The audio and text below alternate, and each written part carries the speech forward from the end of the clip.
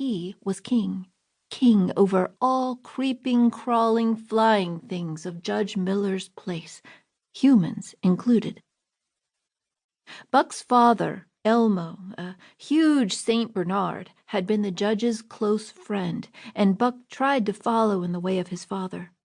He was not so large, he weighed only 140 pounds, for his mother, Shep, had been a smaller Scotch shepherd dog. Still 140 pounds, to which was added the dignity that comes of good living and universal respect, enabled him to carry himself in right royal fashion.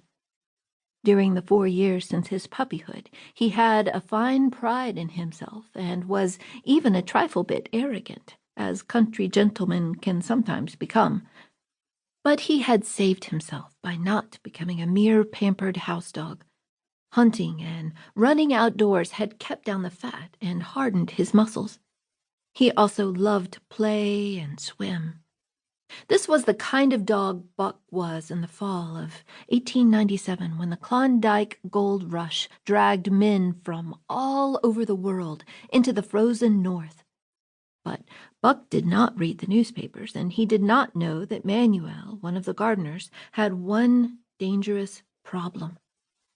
He loved to gamble. One night, when the judge was at a meeting and the boys were busy, on the memorable night of Manuel's treachery, no one saw him and Buck go off through the orchard on what Buck imagined was just a stroll. And except for one other man, no one saw them arrive at the tiny train station known as College Park.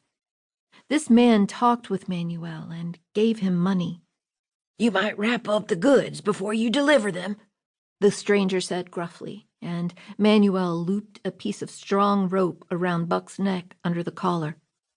"Twist it, and you'll choke him plenty," said Manuel, and the stranger nodded his head. Buck accepted the rope with quiet dignity.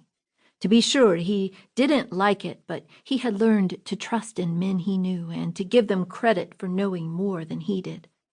But when the ends of the rope were placed in the stranger's hands which pulled him, Buck growled angrily. To his surprise, the rope tightened around his neck, making it hard to breathe.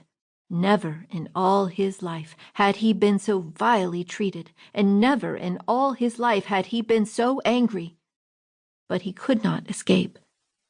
Soon after, a train stopped, and the two men threw him into the baggage car.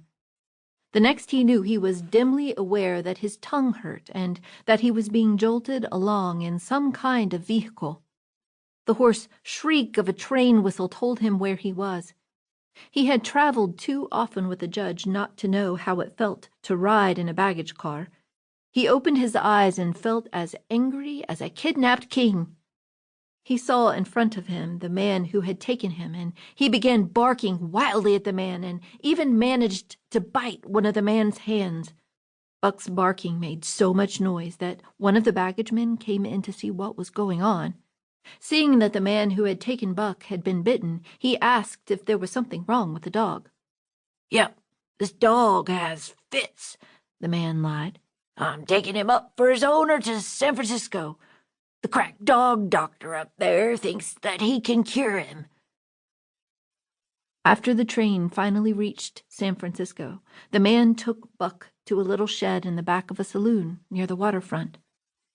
"All I get is 50 for this," the man grumbled to the saloon keeper.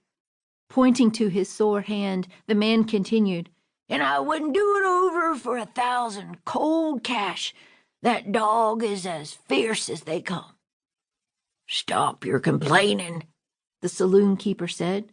"You got the money we agreed on, and not a penny more or a penny less, didn't you? Besides, where this dog is going, you won't meet up with him again. That I can promise." "I sure hope so," the other man muttered and rubbed his sore hand again. "I'll not soon forget the likes of this one, that's for sure."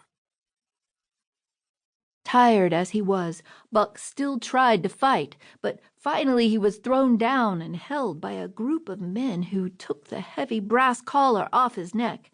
Then they took off the rope from his neck and